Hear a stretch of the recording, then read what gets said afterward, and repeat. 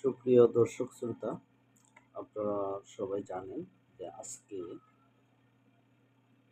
জাতীয় সংসদের সর্বশেষ পরিস্থিতি, সংবিধান সংস্কার পরিষদের সভা আহ্বানের বিষয়ে কোনো প্রতিকার না পাওয়া এবং তাদের প্রস্তাবটি ধামাচাপা দিতে আরেকটি প্রস্তাব আনার প্রতিবাদে আজকে জামাতের আমির ডাক্তার শফিকুর রহমানের নেতৃত্বে বিরোধী দলীয় সংসদ সদস্যরা সংসদ ওয়াকআউট করে তারা বেরিয়ে গিয়ে একটা সংবাদ সম্মেলন করেছেন। সেটা অ অ সেখানে তিনি বলেছেন যে এখন তাদের সংসদের বাইরে রাজপথে আন্দোলনের কোনো বিকল্প নেই জুলাই সনদ বাস্তবায়ন করার জন্য।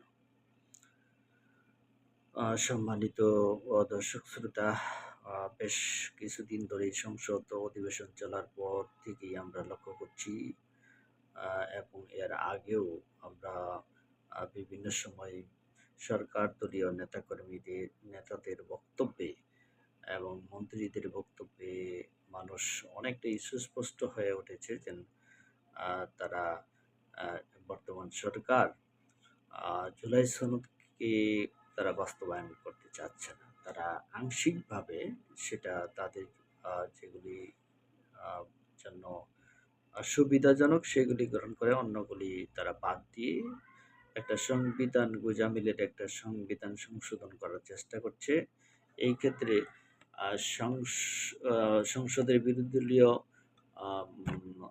সংসদ সদস্যরা পুরোপুরি জুলাই সনদ বাস্তবায়ন করার লক্ষ্যে সংবিধান সংস্কার পরিষদ তারা গঠন করার জোর দাবি জানিয়ে আসছিল, কিন্তু সেটি সংসদে দীর্ঘ আলোচনার পরও এ ব্যাপারে কোনো ধরনের সিদ্ধান্ত গ্রহণ না করাই এবং তাদের এই যে দাবি কিংবা তাদের প্রস্তাব দামাচাপা দেওয়ার লক্ষ্যে আরেকটি প্রস্তাব এনেছে সরকারি দলের ট্রেজারি বেঞ্চ। সেহেতু এটার প্রতিবাদী আজকে তারা বিরোধী দলীয় সংসদ সদস্যরা ওয়াকআউট করেছেন এবং সাংবাদিক সম্মেলন করেছেন।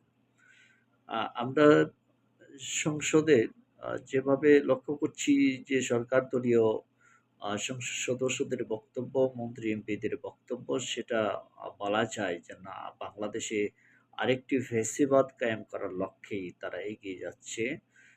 সেহেতু তারা জুলাই সনদকে তারা অনেকটাই অস্বীকার করছে। এই অস্বীকার করার মাধ্যমে তারা জাতির সাথে চরমভাবে প্রতারণা করছে বলে লক্ষ্য করা